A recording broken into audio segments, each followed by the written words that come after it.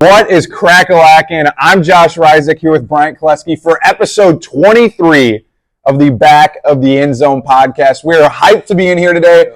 We officially have 1 week of college football in the books. Both of our favorite teams played this past week. I mean, I saw some things I didn't want to see. I mean, a lot of people did. But there was some huge games this week. One in particular that we're going to talk about right off the bat, but Colorado and TCU. Yeah, 100%. Coach Prime in his first game. South Alabama at Tulane. Kind of disappointing showing from our team. You know, our home Jags. But we'll talk about that. Bama and Ohio State chose some things. Yeah, and I mean, just lots of crazy stuff in week one. I mean, not necessarily crazy stuff. There's a couple big upsets, a couple things we didn't expect, which we'll get into when we go into our week one preview. Then we're also going to do a little bit of a dive into week two. Yeah, dive into week two. That's a big game. Yeah, dude. Huge games. Texas at Alabama, horns down. You already know who I'm going to pick at the end of this episode. I'm not going to sugarcoat it. I'm going to give it away. I don't care. Horns down. No, I'm joking. I'm joking, Texas fans. I don't get too mad. Oh, I'm joking, but I'm not joking. But then there's a couple other big games too. Like, I mean, a game that I think is a little underlooked right now, which we'll get into. But I'm not going to say it right now. I'll get into it when we get into the week one preview. And we'll also give a little bit in depth into our NFL picks. We won't go too crazy with that, but we'll throw in a little bit of like stuff that's happening. Couple big NFL starts this week, you know. Yeah, 100%. And then on Thursday night, the Lions at Chiefs.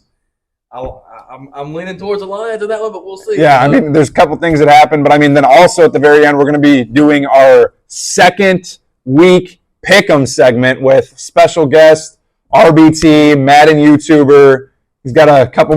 He's a South Alabama alum, Mobile native, dude. He is awesome. He's almost every South game, dude. He likes supporting this university, and he likes helping out. I mean, he like helping out in the Mobile community. Yeah, very respectable guy, super nice, super kind. Dude is cool. Dude is very knowledgeable with college football too. Got all of his picks wrong last week, as he'll tell us later. Nah, I'm messing with him there, but man, we're excited to have him later on. And we're excited to go ahead and dive in, man. It's going to be exciting. Episode 23, let's get it.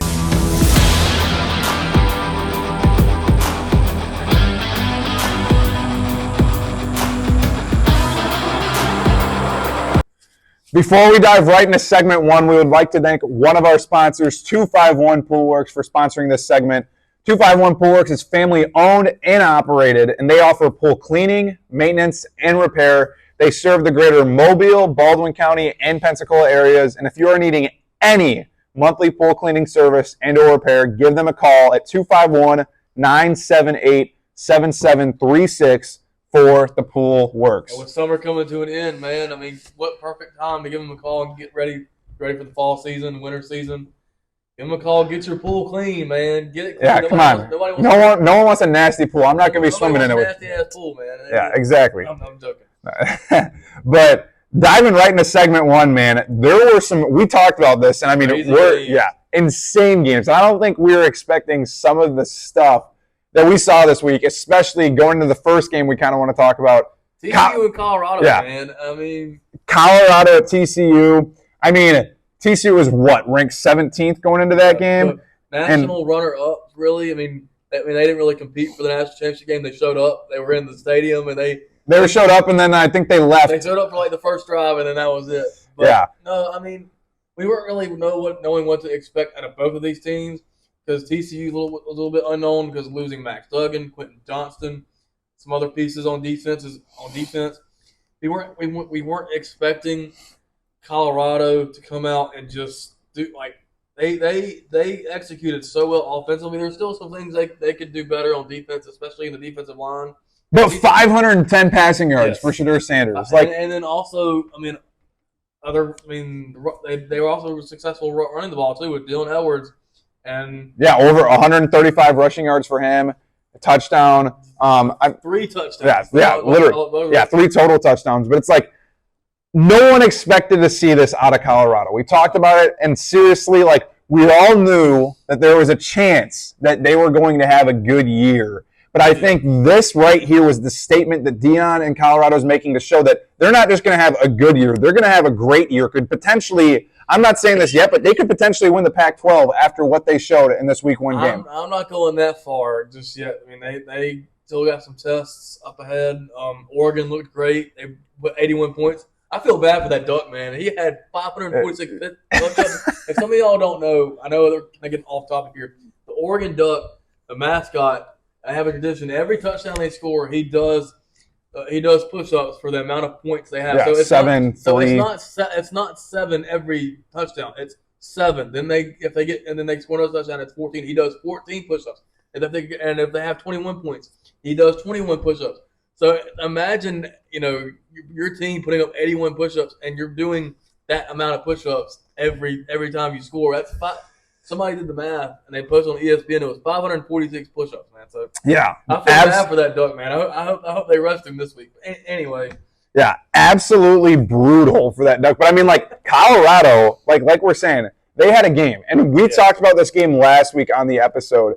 And we really were not. I was not expecting Colorado to win that game. I mean, I thought it could be competitive early, just because you weren't.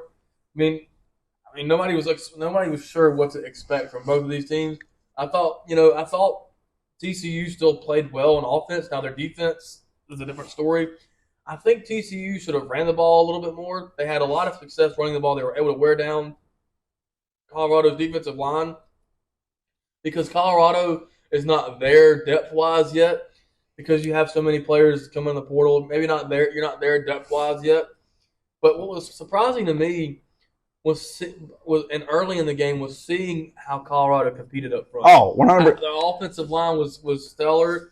I don't think anybody expected that team to come out and score first and do that good they did on their first couple of drives. And then Shedeur Sanders, man, I cannot say, and this is probably true for anybody else who's covered this, who's recapped this game.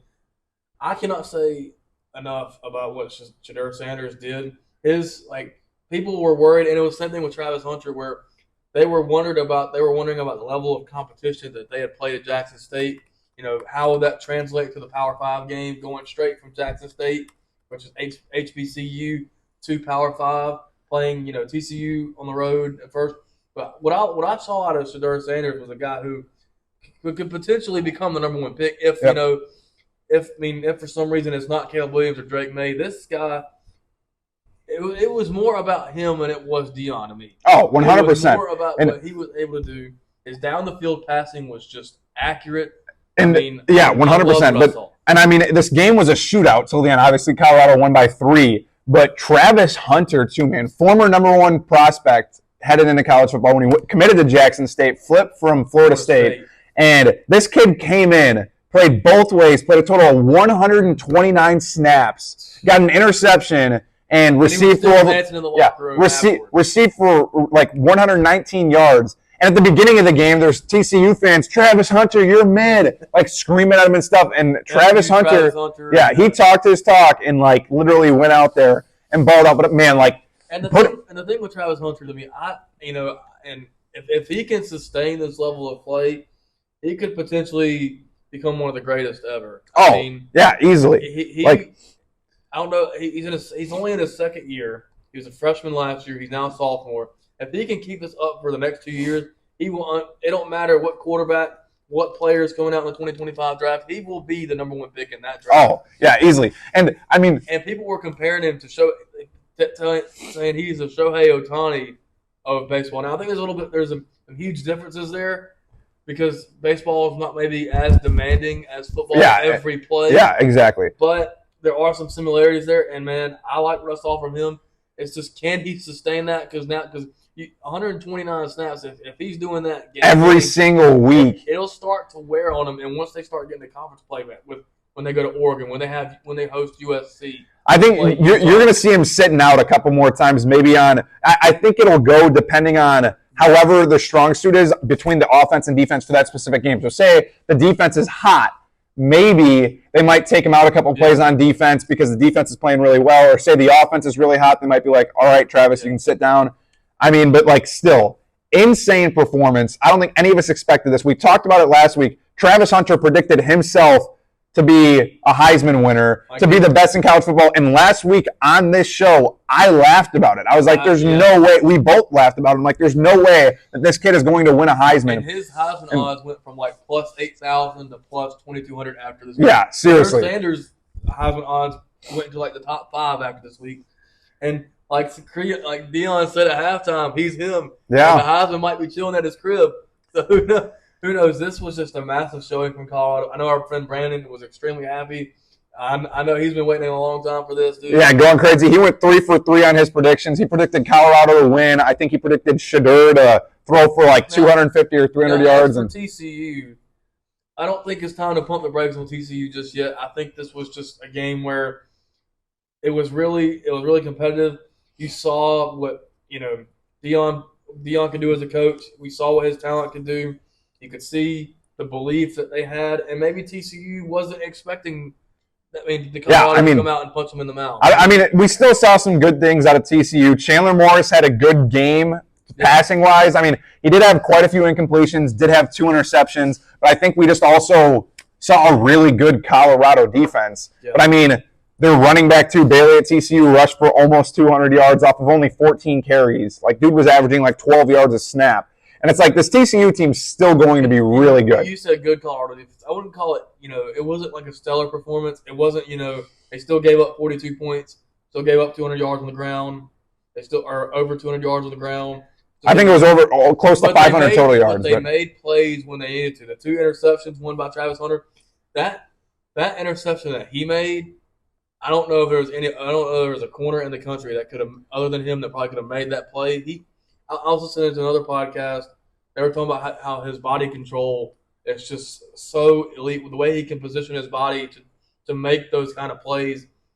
Because that's a wide open touchdown all day. That play he made, and he just turned around and he plucked it out of the air like it was nothing. Yeah, and I mean, the reason why I brought up that Colorado defense, though, too, is because they stepped up, like we said, when they needed to. Yeah. Both the interceptions that Colorado had in this game were in the red zone. Yeah. It was when TCU was about to score, and we saw this defense come up clutch in those moments when TCU was in the red zone and could have had a score. And, I mean, that's the game changer right there. TCU would have won that game if it weren't for the defensive performances that Colorado had. And was just a great game to watch. Yeah, it was. A great game to open the season on. Yeah, literally. There was like the first game on Saturday. Yeah, and like everybody. First game on Big Noon Kickoff. Yeah, everybody. Johnson and Joel Klatt, man. Yeah, seriously, that was the way to do it right there. But a game right after the end of that game, I stopped watching the Colorado game early, obviously, to watch this game, and was disappointed to say the least with Ohio State and Indiana. Ohio State was number 3 team in the country going into this game. We talked about it last week, how I thought if Ryan Day has a crappy year this year, he could be on the hot seat. I don't think after this game, to me personally, I don't think Ryan Day should be on the hot seat. I think it's more or less that we just don't have a quarterback and didn't see the greatest performance out of Kyle McCord. There's a lot of Ohio State fans saying, oh, fire Ryan Day. Ryan Day's ass. I don't mean going to that game. I don't know. I mean, I just think you got to pump the brakes because that was, both of those quarterbacks' first real-time action. Exactly. And, Marvin Harrison did go down with an injury. I don't know. He came back shortly after. Okay. But the thing is, as an Ohio State fan, I mean, our defense played pretty good unless if the Indiana offense is really bad. I just think we were expecting a lot more. Yeah. I mean, obviously we were. We only scored 23 points, and it was close at halftime, 10-3. But I'm not too upset about how this game was handled. I mean, it was a week 1 road game. Obviously, it was like Kyle McCord's second start. But, I mean, it seemed to happen in the past, too, with former Ohio State quarterbacks. And we see it a lot of times where they don't perform their best week 1. And as much as I was hoping McCord would, I don't know if it's going to be McCord or Brown going forward. They have Youngstown State this week, so it's a game to kind of test it out, which will be hopefully a lot easier of a game for Ohio State. But, I mean, we'll see what happens. Definitely not what Ohio State fans wanted to see. Michigan fans were talking mad crap all over social media. There was a game later that night on ESPNU. We picked this one. We previewed this one just because we're from the University of South Alabama. We go to school here. We're students here. And we thought this was a huge game for a Group of 5 matchup. But, man, the Tulane kind of proved us wrong. They picked up right where they finished last year, man. Michael, I thought losing Tajay Spears, who had over 1,500 rushing yards last year, I thought that would be a I thought that'd be a game breaker for them. I thought it'd be a great loss. I didn't know if they could make up for it in the passing game, but they sure did. Michael Pratt had a career night, 14 of 15, only one incompletion, 294 yards and 4 touchdowns. They had touchdowns of 3 touchdowns over 40 yards, or plus it was like 47, 48, 48. 3 touchdowns of over 40 yards of air distance, and South just couldn't stop them in the secondary. They could not. And there was one play where it was a trick play. You saw Michael Pratt go out at the receiver, and then they do a couple of reverses, and then Michael Pratt ends up with the ball. I mean, what do you think if you put your quarterback at receiver? What do you think is eventually going to happen? Yeah, they're going to do it, but they're definitely doing a trick play. But I mean, yeah, I think the thing that haunted South the most was on the opening drive when South fumbled it. Yeah. And I mean, that's nothing against, I'm not trying to crap on the South players, but I think that was just the momentum that Tulane needed in that game. Mm-hmm. And that first fumble just complete. And I mean, after that, South had a couple good drives. Carter Bradley connected with Devin Voisin for the first score for South. And it's not like Tulane did anything crazy. I mean, yeah, Michael Pratt had the game that he did, but they weren't able to really rush the ball any. But South wasn't able to get, well, what we were talking about last week, that this game was going to come down to the running game for South. They were hardly able to get anything going on the ground. They had a fumble early in the first drive. They had under 100 yards rushing, which was not the case in any of South's games last year. They averaged over 100 yards rushing in the games last year, and they just weren't able to find any consistency on offense. They had a couple of takeaways. They forced Michael Pratt to fumble. They had another fumble that they recovered, and they just couldn't maximize those opportunities consistently. Offensive line was kind of inconsistent as well. They gave up 5 sacks. And so it was really just an inconsistent night for South, and that's just what haunted them. Yeah. Now they got a chance to prove them, in the home opener against Southeast Louisiana, so they should win that one. But Tulane's got a big game coming up next week against Ole Miss, and I thought South would catch Tulane looking ahead. That's what I thought too, but I mean, obviously not. Obviously not, and I got to hand it to the Tulane student section. They let South have it. Oh, they let all of Mobile have it after South had the home of Mardi Gras on the back of their bumpers. But yeah, stuff was going all over social media, crazy with that. But there still was some positives that you could take away from the South game. And that's not the end of South season at all. Yeah, I mean, it's week one. The run defense was great. Defensive line was pretty good. They weren't able to pressure Michael Pratt as much as you thought. As much as you would like to have seen, but they did force a fumble and have some sacks on him. But it was just Tulane's night, and they got the dub, and now they host Ole Miss. Man. Yeah, seriously. So it'll be interesting. Another game I want to quickly look at that we did for Pick'em last week. North Carolina, South Carolina at South Carolina. Bryant thought South Carolina was going to take that one. I said North Carolina. So did Cody last week. And I mean, it really came down to the difference that y'all said. It was really Drake May. It was, and I mean, I don't even think though necessarily Drake May had a great day. Passed for 269 yards, 24 for 32, 2 touchdowns, 2 picks though, which we weren't expecting to see. I don't think anyone. I mean, that's not great for week 1 of his Heisman debut, but I mean, he'll definitely clean up. British Brooks too on North Carolina also rushed for over 100 yards, but. This game was close up until halftime. And Spencer Rattler played really well. Oh yeah, he played really good. I liked what I saw from him. I think North Carolina was just the better team, and they showed it.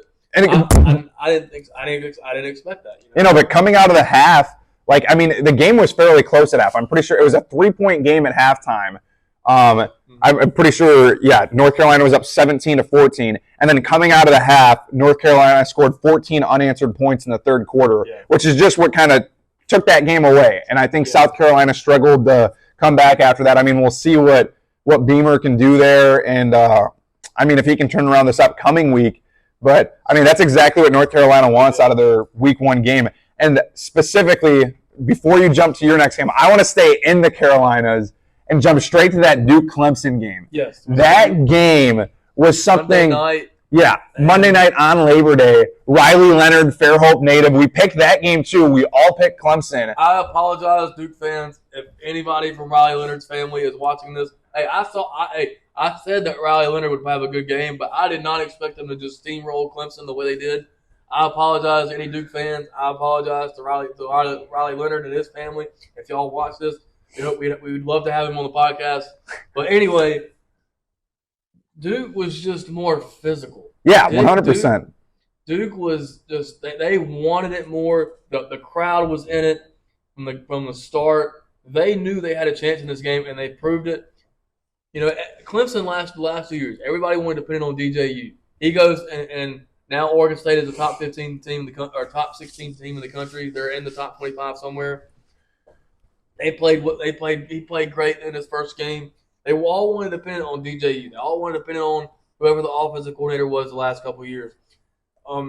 Now Garrett Riley comes in, and his last game before the Clemson game, he was getting routed by Georgia. And it just seems like they never were clicking offensively. The receivers weren't getting any separation. They were trying to force Will Shipley the ball too. Yeah, way too much. And I mean, I wouldn't say it was a horrible game from Klubnik. I mean, but at the same time, it still was. Yeah, he didn't have any help. But I feel like he struggled though too. I feel like there was more that we could have seen out of him. But this Duke defense completely threw them off. Duke was locking them down in the secondary. Yeah, and like we said about Colorado, like Duke was shutting down Clemson when they needed to. Clemson had a couple of red zone drives, and Clemson was in the red zone like 6 times. They had 2 blocked field goals. A fumble, like 2 fumbles, an interception. Like they could not get it done inside the red zone, and that was the huge difference.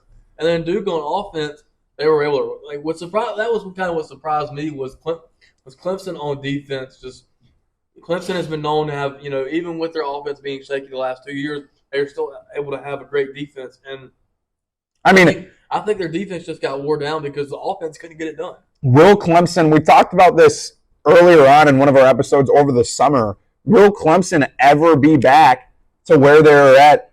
I mean, and I know we can't say this after a week 1 game, but yeah, I mean, I don't necessarily. I think Dabo, regardless, I don't know why, but I think he's going to be staying at Clemson for a while. I mean, I don't know. I guess it really depends on how the rest of this year plays out because we thought that Clemson would be competing against Florida State for the ACC championship. I had Clemson in my playoffs. So yeah, and I mean, now after that performance, I don't think they'll be in the top 25.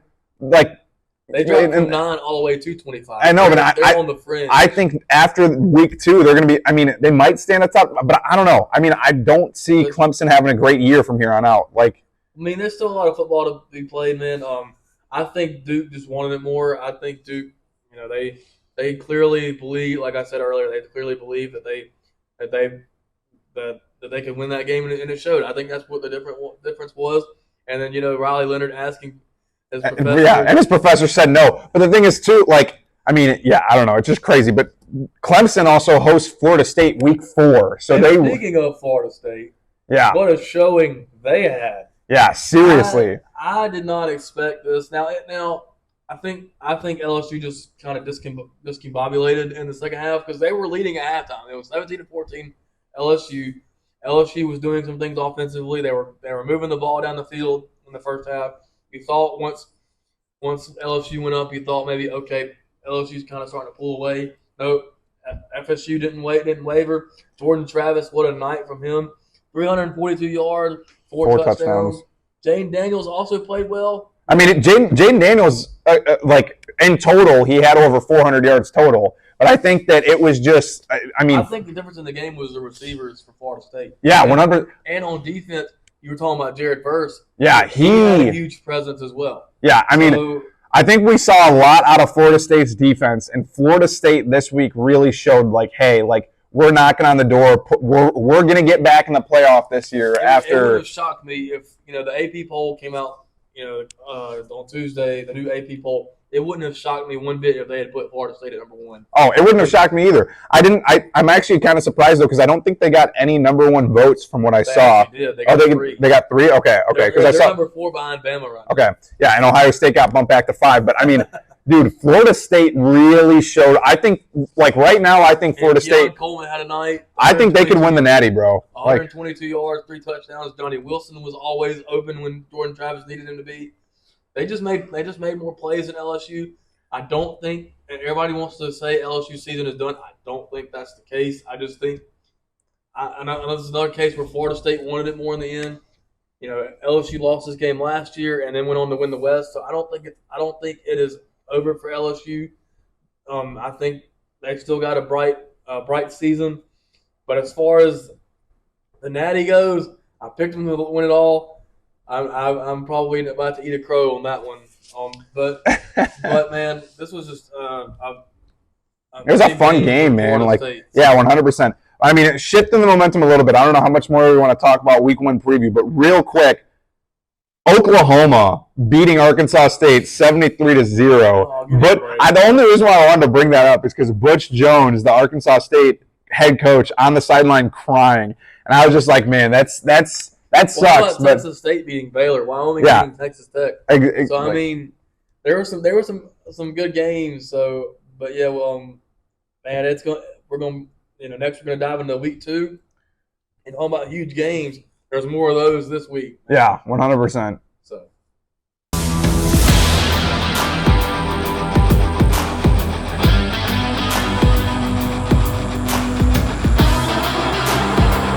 Before we dive into Week 2, this segment 2 is sponsored by Now Fitness. Now Fitness is a gym and fitness center based in Groveville, Alabama. They do personal training, group sessions with CrossFit and other workouts, and they help local athletes train and get in their best shape. Call 251-269-3065 for more.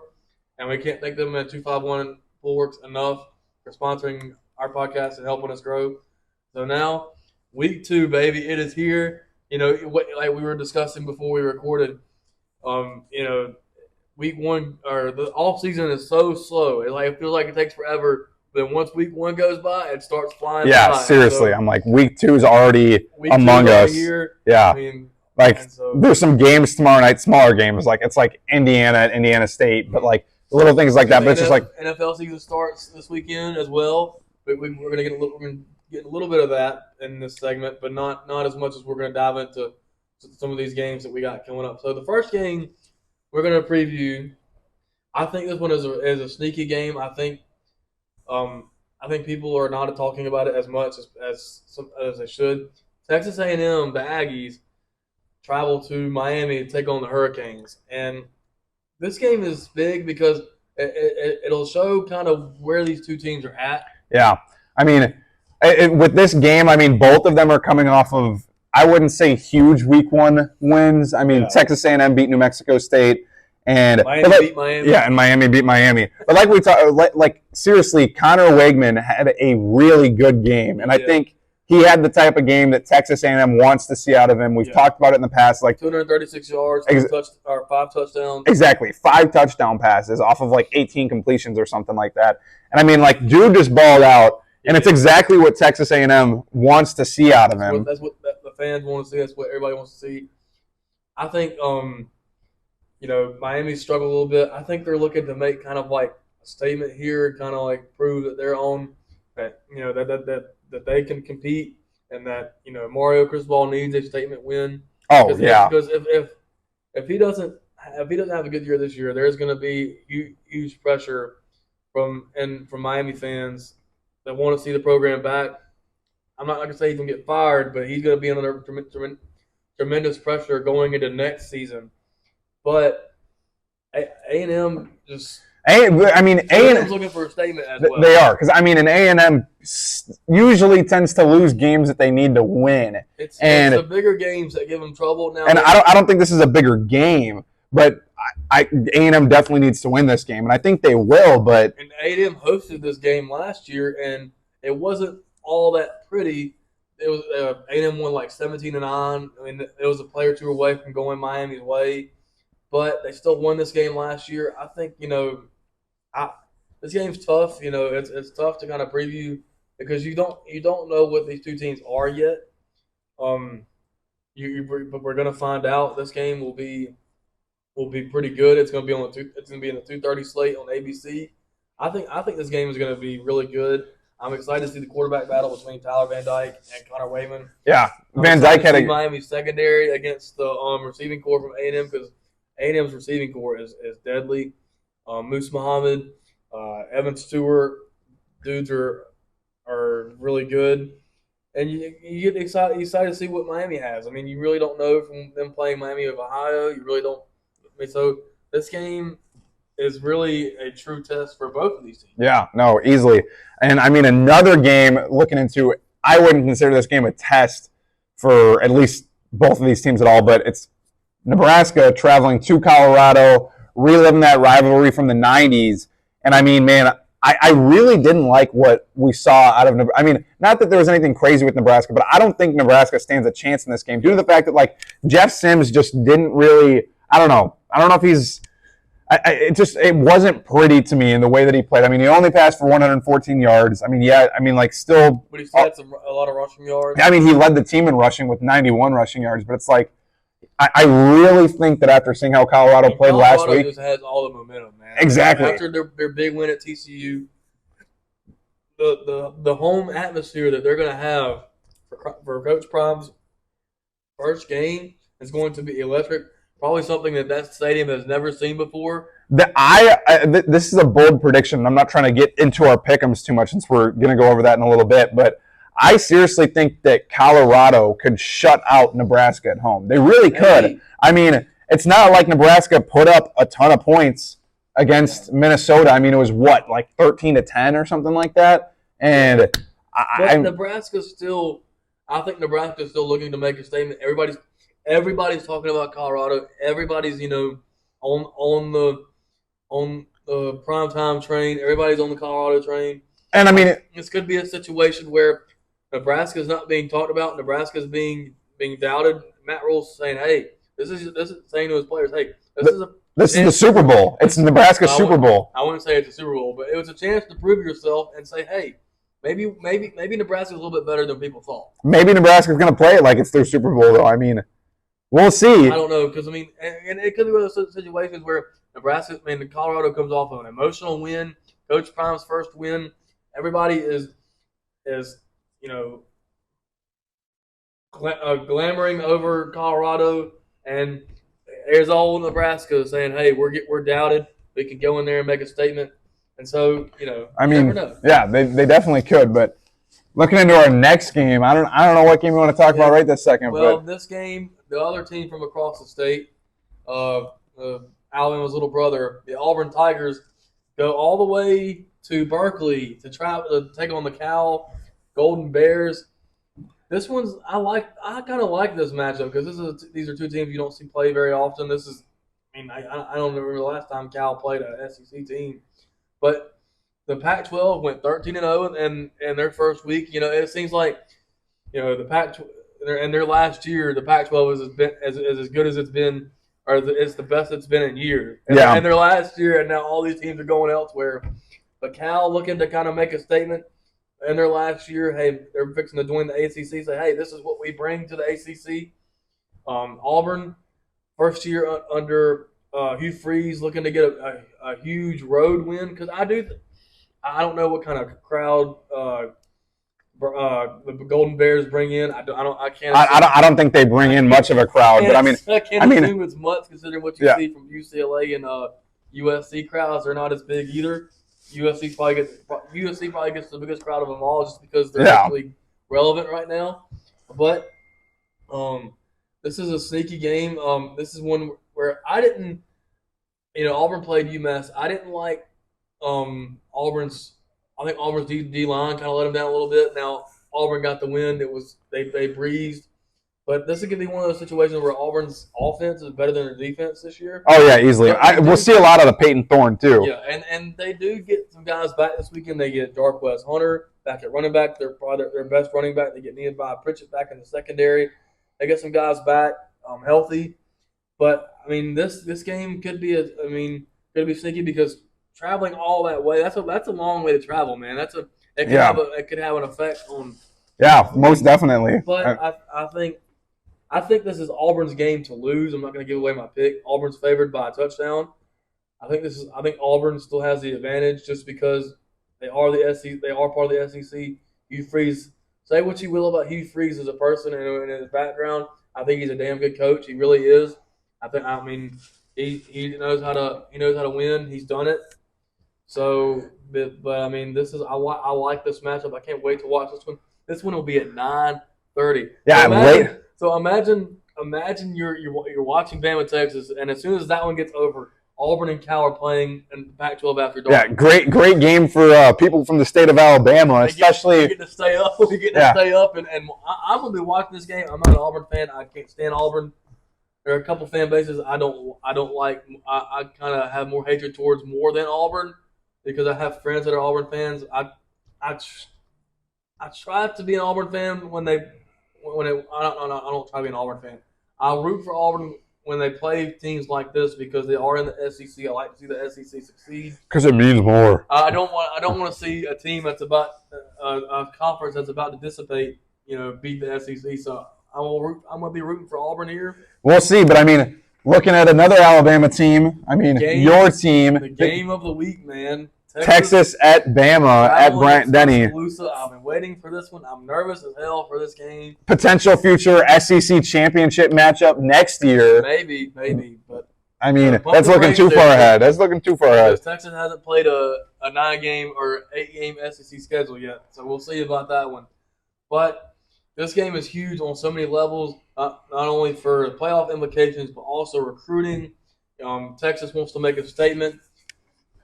Coming into the SEC, they want to say, "Hey, we're back." They want to.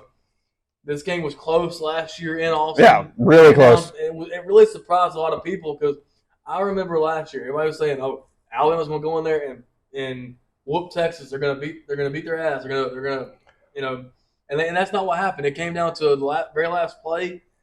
Bryce Young magic is what it came down to. And I mean, Texas showed a lot in that game. I think without Quinn Ewers though last year when that happened, so that's another big thing without Quinn Ewers. Exactly. Exactly. Now, so he might get some PTS. Maybe he gets some PTS flashbacks when he sees Dallas Turner for the first time in a year. But no, this game is so huge. To me, it comes down, and this is where a lot of games come down to. It comes down to up front. Texas's O-line struggled a little bit against Rice. Alabama's offensive line, who is thought going to be one of the best it's been in recent years.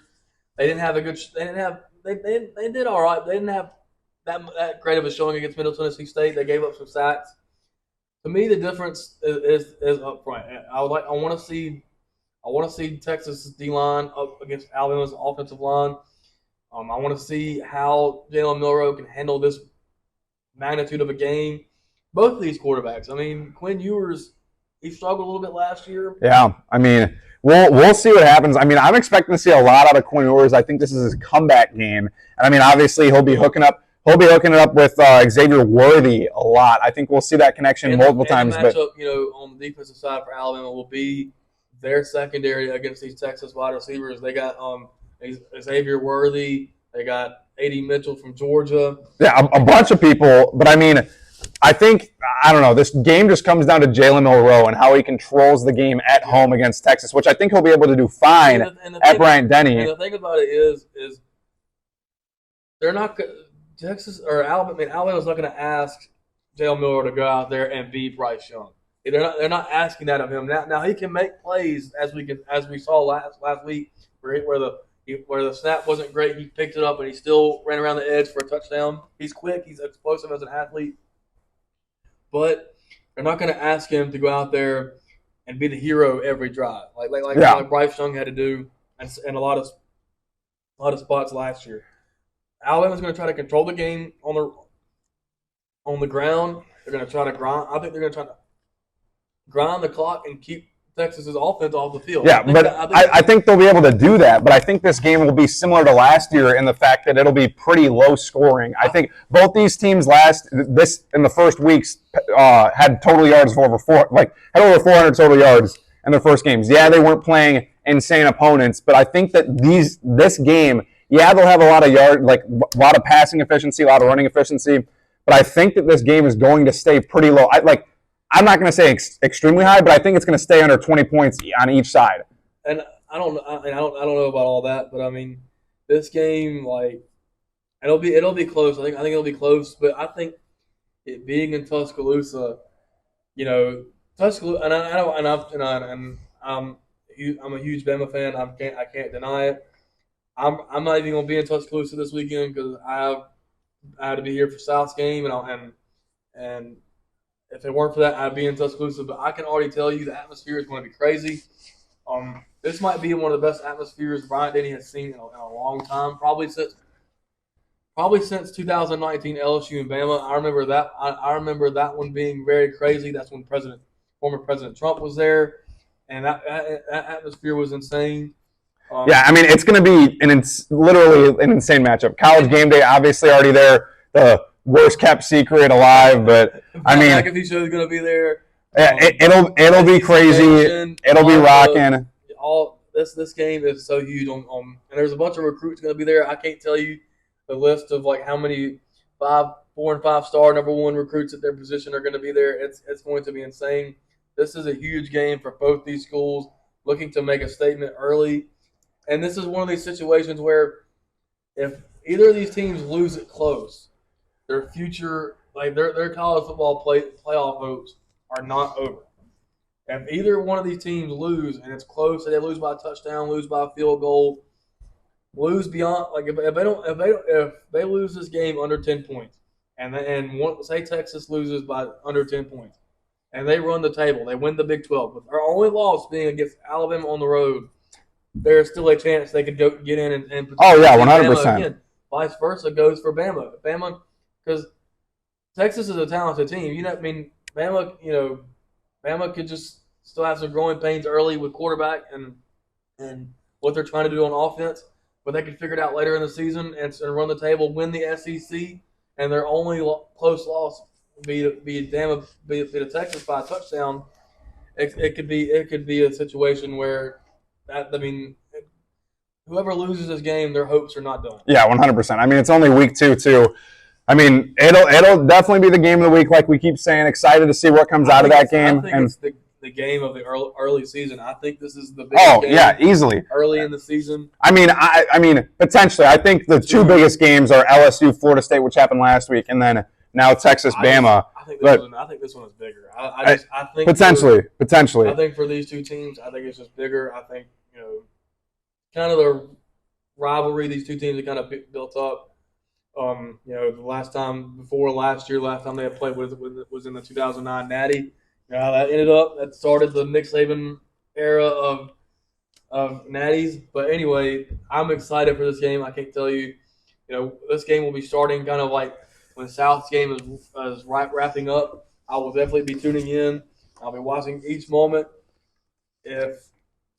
Watching each moment of Texas winning. If you live in my apartment complex, I apologize if I'm screaming or yelling in advance because I'm going to be dialed in for this game. Yeah, it'll definitely be a great matchup to see. I mean, just a lot out of both teams between Ewers and Milroe, like we talked about. And I mean, Bama's at home, so lots of fun stuff to see. No, I'm just playing. But anyway, we got some NFL action, man. Before the NFL action, though, breaking news as of like 30 minutes ago, Nick Bosa agreed to a 5-year deal with the 49ers, $170 million for 5 years, making him the highest paid defender in the NFL. Von Miller. And I don't know. I mean, Nick Bosa is pretty dominant, but I mean, we have NFL action this week. We have Lions at Chiefs, and that'll be an interesting matchup because Kelsey. Kelsey. I mean, it's not for sure yet, but I mean, we're looking at a Lions team that's coming off of a year where they completely flipped it around last year. Didn't they make the playoffs? No, they didn't. They just missed it, and it was because they had to. But they ruined the Packers. They had to beat the Packers, and then I think another team had to lose in order for the Lions to get in, like the Seahawks or something. And so the Lions just missed it. But I mean, the Lions are a legitimate team, and I think more than likely they're going to win the NFC North this year. I think they have the best odds to do so. And I mean, we'll really get to see the action of what the Lions have going into this Week 1 game at the reigning Super Bowl champs' home stadium. Yeah, and I mean, this season, I think it's more wide open than people think. I don't think it's just the Chiefs, to repeat, because the Chiefs did lose some on defense. Chris Jones, I think, is holding out on their stud defensive tackle. Yeah, he is holding out. Now it could very well be the Chiefs again. I'm sure I will eat that crow later on, but I think it's more wide open this season. You have a bunch of teams in the AFC wanting to compete. Like you got the Jaguars coming up. You got the Chiefs. You got the Chargers. You got the Dolphins, the Jets with Aaron Rodgers. You got. Man, I think the Jets. My Broncos. I think the Jets with Aaron Rodgers is actually. I think the Jets versus Bills at Jets Monday night Aaron Rodgers opener for New York. I think that's the game of the week right there. I mean, really to see what Aaron Rodgers can do with the Jets. I think this, honestly, as much as I hate Aaron Rodgers as a Bears fan, I think that he might have one of his best years ever in New York this year. I don't care if you say he's old. Like, I really think with what he has around him in New York, I know. I'm just saying what other people have said. He is old, but like, I mean, Tom Brady was old too and was still winning rings. It's like, that's right. And I mean, and Aaron Rodgers is not Tom Brady. I know he's not Tom Brady, but Aaron Rodgers is what, a 3-time MVP. Yeah, he won 1 Super Bowl in 2010 with the Packers, but I mean, dude, the Bills, we'll really see, because in recent years, people have had a lot of expectations out of the Bills coming out of the AFC, and just haven't been able to do it the last couple of years. So, like in the offseason, there's been some like speaking of the Bills, like there's been some little bit of tension between Stephon Diggs and the organization. There's rumors that he might want to trade out, but I don't know. I mean, if I had to pick a Super Bowl winner this year, I'd take the Eagles. I like the Eagles. They've gained so much, and there's rumors that they could be getting Jonathan Taylor. But there's a lot of great games this weekend. You start off with like Las Vegas at Denver. You get to see the Jimmy Garoppolo era start with Las Vegas. You get to see Sean Payton era start with Denver. After what he just said to Russ too, with I mean that'll be interesting. I got nothing to say about that. And then Miami at the Chargers, Tua versus Herbert, former number 5 and number 6 overall pick in the same draft. Get to see Packers at Bears. My matchup I'm looking up to. I mean, like Houston at Baltimore. C.J. Stroud's debut. Panthers at Atlanta. Some of my friends are going to that game. Cowboys at Giants too. That'll be a big game for the NFC East. Trying to see who's. I mean, that's Sunday primetime game. Cincinnati at Cleveland. There's some good matchups this weekend, as there is every week. But in the NFL. I mean, either way, the NFL is now, as of now, officially back, and the college football is officially back. Football is in season. Pumpkin spice is back. Fall is back. High school season is back. There's been some good high school games. Saraland down here, that's probably the biggest school down here, biggest team down here. They've ripped off some pretty big wins in recent weeks. So football is back. It's in the air. It is here, and man, we exactly. We couldn't be more excited. Football should be on every night, but that's just my opinion. I don't know if I mean, as much as I wish it was on every night, I'm happy that it isn't. I'm happy with the expectations leading up to games and just stuff like that. But, man, this episode's been fun. We officially are going to have the NFL back and then get to see some preview. We're going to get into our Week 2 pick'em with RBT, a.k.a. Samuel. I can't wait to get him in here. So let's go ahead and do that. Let's get him in here. And let's bring him on. Let's get it. Yeah.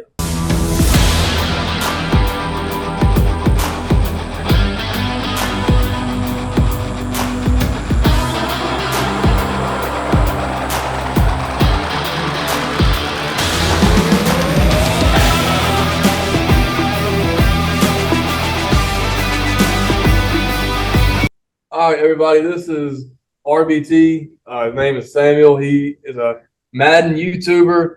I mean, I don't know how many of y'all follow Madden YouTube out there, but, I mean, I used to, and I still do. I mean, I play the game quite a lot, and I've watched, you and Xerxes and MMG and some other Madden YouTubers along the way. Those are some OG names right there. Those are some OG names. Oh, yeah. And you're one of them. 1.2 million subscribers on YouTube. He's really built himself up from, and just what he's able to do. Not only does he does Madden, he does NCAA and some other stuff as well. He's a Mobile native, South Alabama alumni. So of course I try to rep the Jags as much as I physically can, man. I try my absolute best. And so he is our guest picker this week. Yeah, for our pick'em segment. And I picker last week. Cody. He did all right. He did pretty. I'm pretty sure me and him tied for picks. Bryant was one beneath us. We picked a lot of. What's the record I need to beat here? What's the record I need to beat? I think 4-3. Yeah, I think Cody last week got 4 out of 7 correct. So, and we have 7 games picked again for this week. So, and at the end of the season, whichever guest picker has picked like the most right will get some sort of prize. We haven't figured what that is yet, but we talked about before we started recording. I made some picks last week on my Twitter account, 5 underdog picks to make upsets, and I got every single one wrong. So if I can just get one pick right this week, I'm improving. Maybe by like week 6, week 7, I could get 2 or 3 right. So if we can get one pick right I this picked week, South Carolina last week to beat North Carolina, so that's what set me back. And yeah, that was a big mistake. That was one Big of my mistake. But picks. we got some good games this week. A good little slate. Obviously, one big game, but the game that we're going to start off with is a team from Alabama that us from South Alabama tend to hate. Troy heads to Kansas State this week. Kansas State ranked 15th.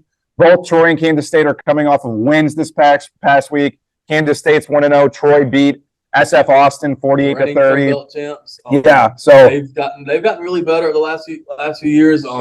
Of course, they've beaten South however many years in a row it's been. Hopefully, we can change that this year.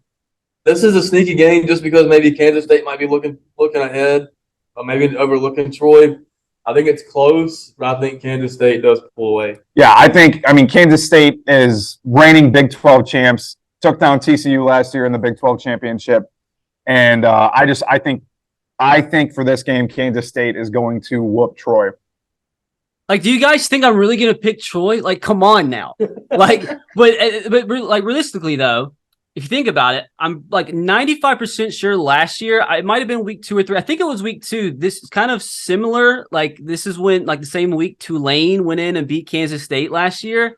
But at the end of the day, I was really surprised that Troy let the team they played week 1 put up 30 points on them. So, like, if it was Stephen F. Austin, was it? If they can put 30 on Troy, I think Kansas State's going to take care of them at home. 2 touchdown game, maybe 3 touchdown game. Yeah, I would definitely agree with you there. The next game, first ranked matchup of today's Pick'em segment. We have number 20 Ole Miss headed to number 24 Tulane. Tulane's coming off the win over South Alabama. Michael Pratt with a great performance. Last year, though, Ole Miss came out and beat Mercer 73-7.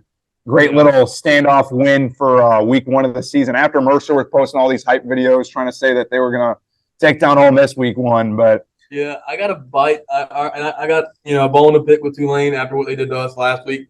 But man, that stadium, that's the first time I've been to their stadium. They were rocking even for that game. And somebody was telling me, I was filming right behind their student section. They were kind of rowdy, but I respect it. They told me that they've already sold out this game. That they are extremely excited for this opportunity. I'm taking the green wave here. I'm buying into the hype. I like Michael Pratt. I like what they were able to do. They a good run game like South they were able to stop that. Keep South under 100 rushing yards.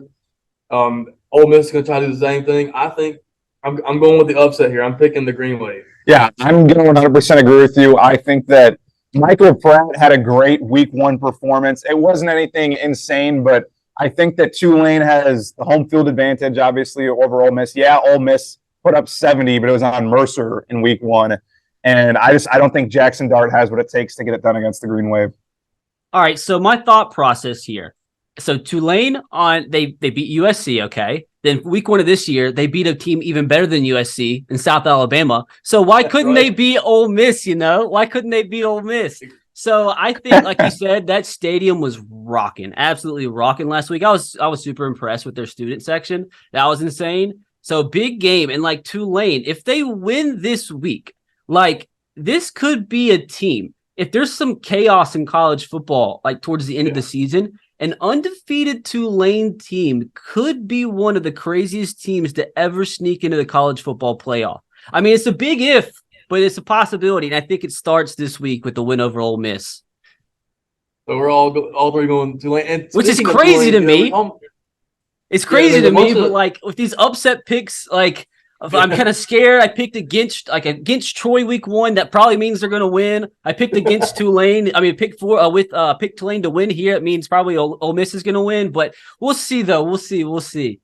And Tulane's one of those teams. There's a whole bunch of conference expansion talk. If Tulane has another year where they impress and they beat these Power 5 teams and like you said, go undefeated and maybe come close to a playoff berth, some of these conferences, man, could start taking a look at Tulane and say, hey. Yeah, 100%. Because they're one of the few left in the American Conference after UCF and Houston and all these teams merged into the Big 12 now. Going to the he's going to the ACC now, yeah. So definitely one of those teams. But good observations there. But taking a look into the next matchup, the Iowa-Corn matchup between Iowa at Iowa State. This is the betting game. Brian and I were talking about this. Lots of news probably about a month ago, where there were multiple players on both teams placing bets on Iowa and Iowa State. So really interesting game for both these teams. If any of these players are going to be making more bets, at Iowa State. Yeah. But I think in this game, I think Iowa last week had a really big statement week 1 win for them. It was against Utah State. They only won 24-14. I'm not saying Iowa is like just insanely good, but the thing is, Iowa in recent years has not had an offense, and bringing in Cade McNamara from Michigan and having for the first time, I think in like 10 years or something, they said Iowa scored on the opening drive of the game, and that's hasn't happened in forever for Iowa. So I think just going into Iowa State 1 week won against University of Northern Iowa, but I think Iowa has the edge, bigger Big Ten team, and they actually finally have a competent offense. So I see them taking the dub over Iowa State this week. I think I'm going to disagree with you. I like the Cyclones here just because, I think the Cyclones in recent years have been pretty good. They've been able to build and do things, normally they haven't been able to do in recent years. They've been able to get wins against like Oklahoma or Texas. And I think, in this one, it's at Iowa State. Ames, or isn't that Ames, right? It's an Iowa. Yeah. It's Iowa State. Yeah, Ames. They're going to be Iowa. rocking. You can tell you're the Big Ten guy. But no, I'm taking the Cyclones here. I like Iowa State. I'm betting on Iowa State to take this one. See, I like Iowa State, but just take a wild guess what I have right here on my desk right next to me. Wild guess. Any guesses? Any guesses? No. Can of corn. I have a can of corn on my desk. I'm going with Iowa. Like he was saying earlier, Iowa, just imagine how good they would have been over the past decade or so if they just had an average offense. If they can just put on an average offensive display this week, I know the game is in Iowa State, but I'm picking the state of the corn. We're going Iowa. Yeah, I think that's actually pretty funny and ironic. I don't know if you planned out putting that can of corn there. No, not at all. Not at all. Not at all. I was like, I don't know, but that's actually pretty hilarious. But next game, a game so this specific team that is hosting this other team, we didn't expect to see go off last week in the way that they did, and it's the Nebraska Cornhuskers headed to number 22 Colorado. In Boulder, Colorado, and that place is going to be absolutely rocking. We didn't predict that game last week, but we discussed it, and we both thought that TCU was going to come out and just not necessarily destroy Colorado, but give them what they had coming to them. And Dion really showed that he's bringing his Louis luggage, and people went off. Even Trevor Woods, their one DB or their linebacker, who was the only returning starter on Colorado's defense. He had a pick last week. Brandon McCartney, who we recently had on the podcast, big Colorado fan, he was going nuts, was so happy. Huge win for Colorado, huge statement win. And a lot of people are expecting this team to go pretty far. And Nebraska is coming off of the loss at Minnesota to the last second field goal that Minnesota got. And I think Colorado takes this win. I don't know if they take it by a lot, but I think that they have that home field advantage, and I think they're really looking to get this statement win to show people hey, we're in this, and we want to compete for the playoff this year. I'm a little hesitant on this game. I think people are already ruling out Nebraska because of a struggle against Minnesota, a game they were leading in late, and then they pretty much gave it away with interception at the very end. But I also like what Colorado did last week. They showed that they belong, and they believed in what they have. They believe in what Dion can do. Shadur Sanders, man, Travis Hunter, what they were able to do last week. Dylan Edwards, the freshman running back. I think all that talent on Colorado maybe just might be too much for Nebraska, especially at home. That place is going to be rocking. Probably the first time they've ever sold out the stadium in a while. Yeah. I'm taking Colorado, man. That's what a story. Now the question is like, do I pick against the Cornhuskers here? Like it's tough. It's tough. I was honestly very, very, very disappointed with Nebraska last week. I really liked the quarterback transfer that they got from Georgia Tech. He kind of ran everywhere at Georgia Tech, a lot of rushing yards, very productive on the ground. But I didn't account for how poor he was throwing the football, and that showed last week against Minnesota. Yeah. I will go as far as saying I think Colorado wins this game by 3 touchdowns or more. That is how confident I am in Deion Sanders and his crew. Without a shadow of a doubt. Without a shadow of a doubt. Poor Matt Rule. Poor Matt Rule thought he was going to take. I have to say, though, I feel like if there is any fan base in all of sports that deserves success, it's Nebraska fans. Yeah. Their fans are absolutely ridiculous. Did you see what they did that sell out for the volleyball game? That is insane. Yeah, that was insane. So like I feel bad. So I feel bad picking against them. Hopefully they find success soon, but like I just have no faith at all in them going to Colorado and beating Deion Sanders' squad. No shot. Yeah, and I mean, in Colorado and Nebraska have a rivalry from way back in the 90s when Nebraska was in their glory days, and same with Colorado. That's like literally they are like that's one of Colorado's probably biggest rivals is Nebraska back in the Big 12 days too. Yeah. And like it's going to be a good game, I think, to start, but I think Colorado definitely pulls out way later. But that leads us right into our next game. We got number 23 Texas A&M headed to Miami playing the Hurricanes. And this is coming off of a 1-0 start for Jimbo Fisher. I mean, they beat New Mexico 52-10, but it was a good start for Connor Wegman, or however you say his last name, their new quarterback. I'm pretty sure he went like 18 for 23, like 200 something yards, but he threw for 5 touchdowns. And their top receiver, Evan Stewart, had like 115 yards, 2 touchdowns. This one's very sneaky because it is in Miami. I don't know what kind of crowd they're going to have. They play at Hard Rock Stadium. But probably not many. Yeah, Mario Cristobal is looking for something to kind of spark the Hurricanes. They didn't have their success they thought they would in this first year. They've almost beat A&M in Kyle Field last year, like 17-9, something like that. It was like maybe a play or two away from going Miami's way. But I still like A&M here. I think Jimbo Fisher and Bobby Petrino is going to work. I think as long as they can get along, I think things will work out there in A&M. I think A&M is a year, maybe a year away from really being a contender.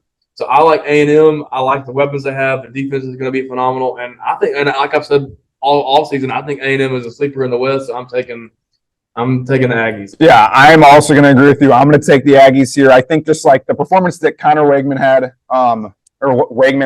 last week for A&M, and I think Miami's kind of struggling offensively to get. I mean, they still won by a lot, but it was against Miami of Ohio. Not saying that Texas A&M had a huge win over New Mexico, but I mean, I think that Tyler Van Dyke, their quarterback, and then I don't think Miami has what it takes passing wise to get past Texas A&M. So I'm definitely taking Texas A&M too.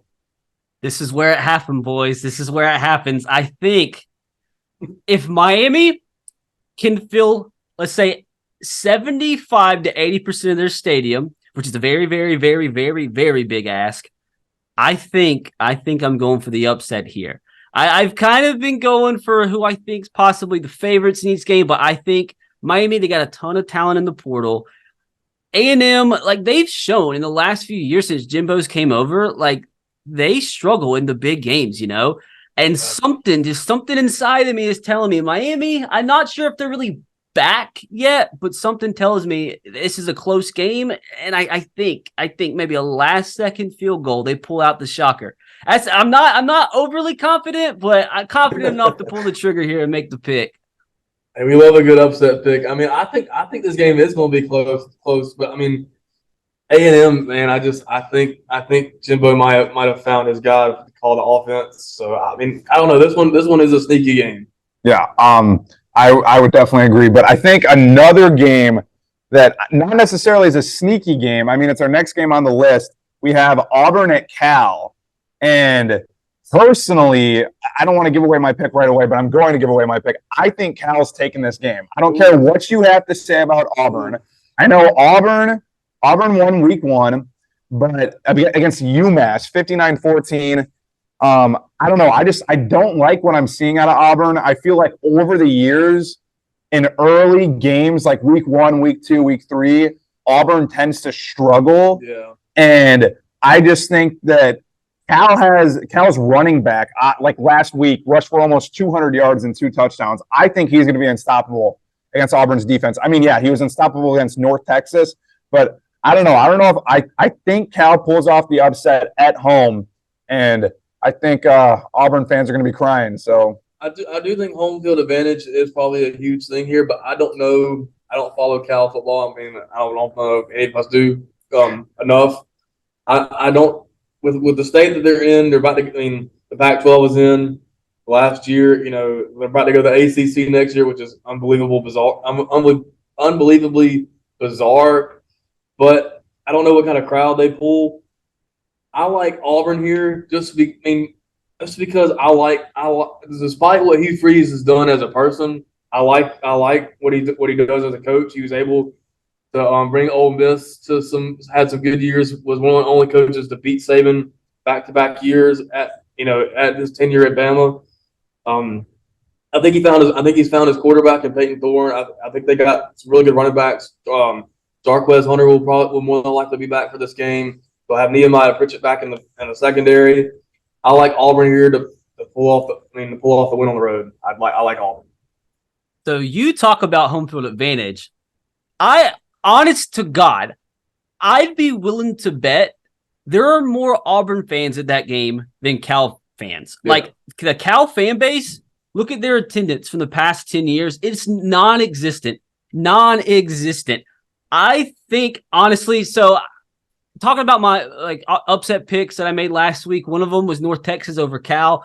Got that completely wrong, but you know what? I don't mind picking against Cal for a second consecutive week. I think Auburn goes in there, and I think they put it to Cal, and I think this is another game that I think Auburn beats them by 3 touchdowns. I really do. I think it's going to be a home game for Auburn in California, which is wild. But I think it's the case. Auburn's got a great fan base. Cal, we can talk about their fan base later. I think Auburn actually gets a big win. I think they really do. Yeah. If this was last year, maybe not. But this year, I think Auburn gets it done pretty handily. Yeah. And I don't like picking Auburn, man. I hate picking Auburn. I'm an Alabama fan at heart, and I hate picking Auburn. But I have to. I have to pick Auburn here. I don't know. I couldn't see past it. I think Cal's still taking that dub. But speaking of being a Bama fan, our last game of the week. I mean, definitely the game that I think everyone's been waiting for this rematch since last year. Number 11 Texas headed to Bryant-Denny against number 3 Alabama.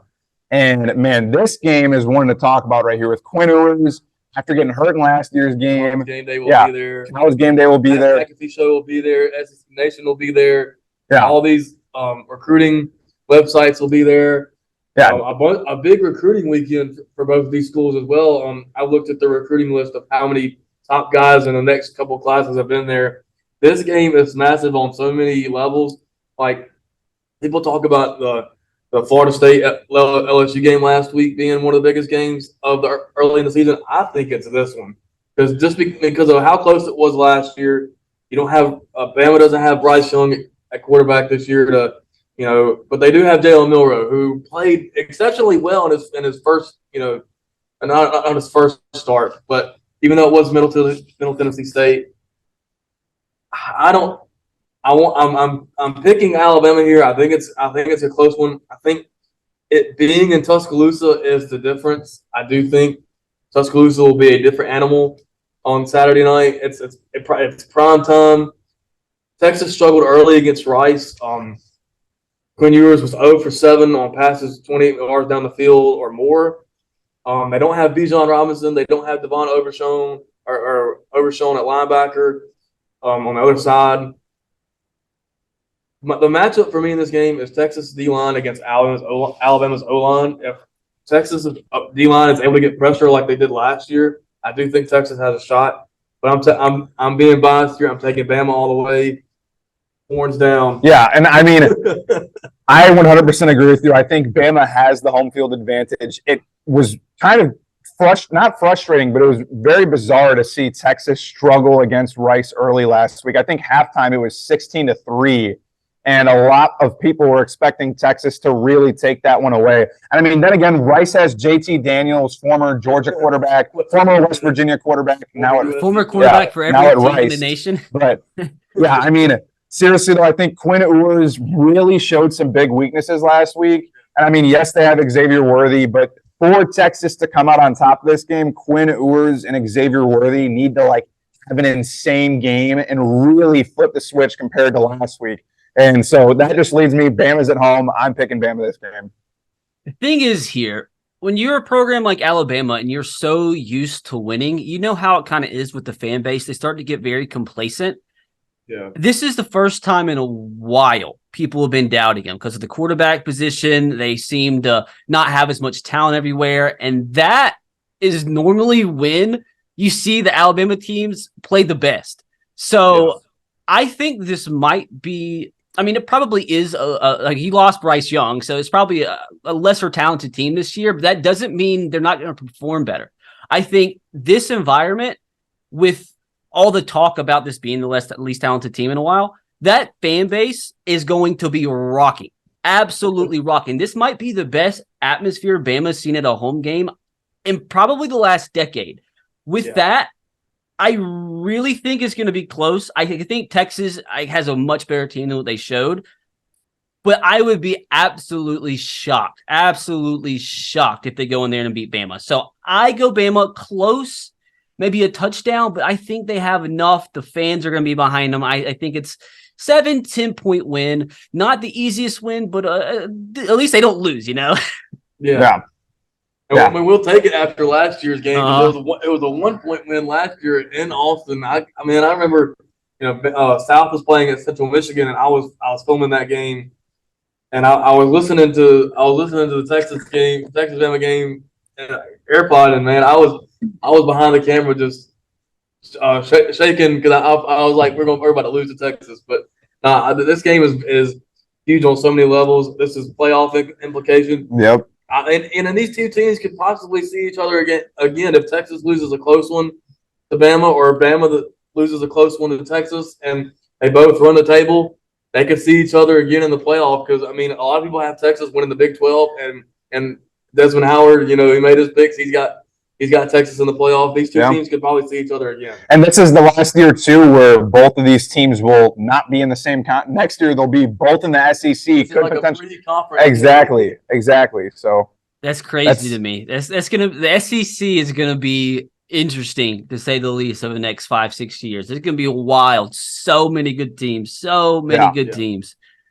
Yeah, 100%. But that's gonna do it for our week 2 pick'ems this week. And I mean, like I said, these are some good games this week.